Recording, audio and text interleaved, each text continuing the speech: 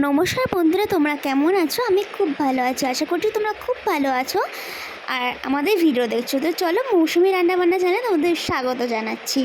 প্রথমেই জানিয়ে দিই, আজকের আমি যে রেসিপিটা বানাচ্ছি সেই রেসিপিটার নাম হচ্ছে কাশ্মীরি আলুর দম, এবং আমি যে নামটা লঞ্চ করেছিলাম হোয়াইট আলুর দম। প্রথমে আমি আলুগুলোকে সিদ্ধ করে নিয়েছিলাম, এটা কাঁটা চামচের ছিদ্র করে করে সবকটা আলুর মধ্যে কাঁটা চামচ গিতে গিতে এটা ছিদ্র করে নিয়ে আলুগুলো গরম জলের মধ্যে দিয়ে কিছুটা নুন দিয়ে সিদ্ধ করে নিয়েছি। তারপর ওই আলুটাকে উঠিয়ে নিয়ে আমি কড়াইয়ের মধ্যে দিয়ে দিয়েছি গোলমরিচ, শুকনো লঙ্কা, দুটো এলাচ, সব পরিমাণ মতন দেবে, আর গোটা জিরে। আমি এর মধ্যে একটা খুব ভুল করে ফেলেছিলাম, যে ভুলটা হচ্ছে, আমি এই ভুলের জন্য সবাইকে সরি জানাচ্ছি এবং আমার মা বাবা সবাইকে।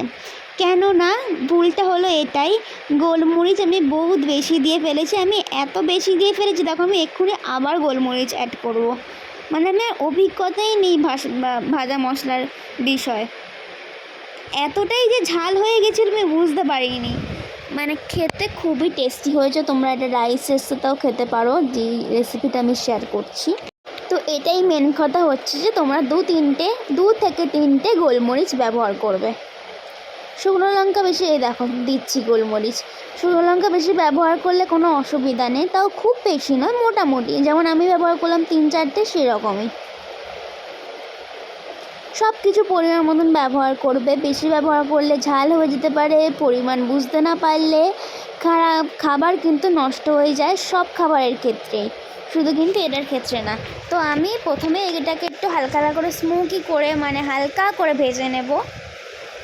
আমি তোমাদেরকে একটু জুম করে শেয়ার করবো, দাঁড়াও। এই দেখো দেখো একটু পোড়া পোড়া দেখতে পাচ্ছ, একটু ধোঁয়া ধোঁয়া উঠছে, পোড়া পোড়া ভাব হয়ে গেছে। তারপর এটাকে তুলে নিয়ে ভেজে নিতে হবে, তুলে নিয়ে এটাকে বেটে নিতে হবে। তার আগে ওই কড়াইয়ের মধ্যেই আমি তেল দিয়ে, আর আমি ওই আলুগুলো, মানে সিদ্ধ আলুগুলো ইউজ করব, সিদ্ধ আলুগুলো দিয়ে দেবো।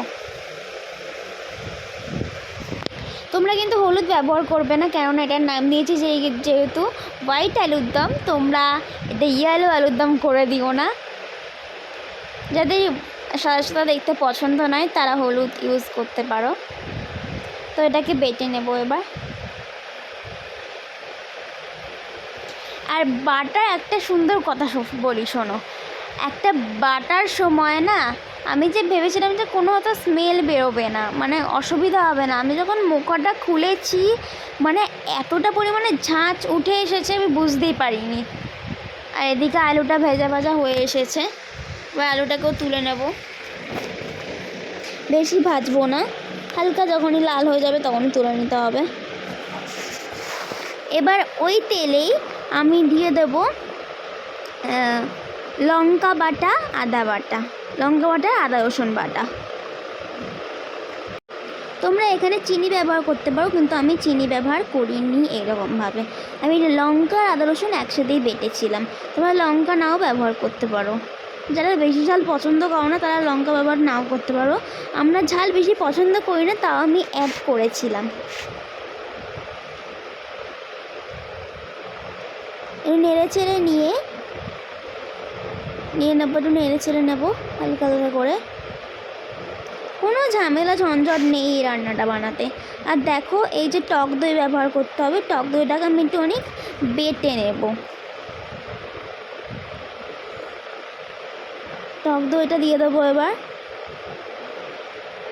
টক দইটা বেটে নিয়ে দিয়ে দিয়েছি।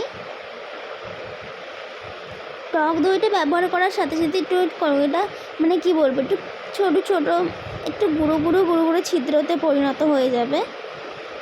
তারপরে তোমরা জল অ্যাড করে দেবে, মানে টক দইয়ের জলটাই অ্যাড করেছি আমি।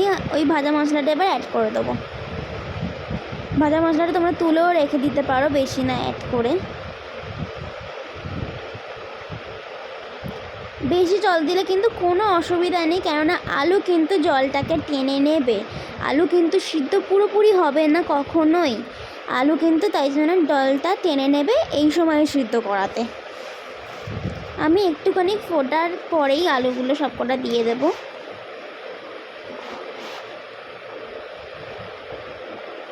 এই দেখো দিয়ে দিয়েছি।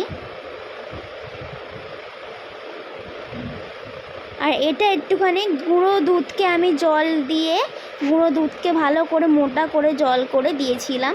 তোমরা এটা নাও ব্যবহার করতে পারো, আমি যেহেতু হোয়াইট করে মানে হোয়াইট দেখতে চাই তাই জন্য ব্যবহার করেছিলাম। দিলে কোনো অসুবিধা নেই। দেখো চিনি দিয়ে দিয়েছি, নুন দিয়ে দিয়েছি, এবার টেস্ট করে নেবে সব কিছু। আর আমি কিন্তু কাজুকে ভালো করে বেটে দিয়েছিলাম, কয়েকটা কাজু বেটে আমি দিয়েছিলাম। আমার ভিডিওর ক্লিপটা আমি দেখতে পাচ্ছি না, হয়তো পরে আছে। এরমভাবেই দিয়ে ভালো করে নাড়াচাড়া করে নিতে হবে। আর আমি লাস্টের দিকে না আমার আলুটা শুকিয়ে গেছে, সেই ভিডিওটা আমি ব্যস্ত হয়ে পড়েছিলাম। আর আমি বানিয়েছিলাম এর সাথে লুচি, তোমরা অন্য কিছু খেতে পারো। আমি লুচি বানিয়েছিলাম যেহেতু সকালের ব্রেকফাস্ট হচ্ছিলো, আর সেদিনকে ছিল মাদার্স ডে। লেট হলেও আমি সবাইকে জানাচ্ছি, পৃথিবীর সব মাকে জানাচ্ছি হ্যাপি মাদার্স ডে। এর দেখো আমি কাসুরি মেথি অ্যাড করে দিয়েছি। তো অলমোস্ট রান্নাটা বলে দিতে পারো রেডি। আমার ভিডিও ক্লিপ নেওয়া হয়নি, এর জন্য সবাইকে ক্ষমা প্রাপ্তি জানাই। তোমরা খুব ভালো থেকো, কেমন লাগলো অবশ্যই জানিও। টাটা।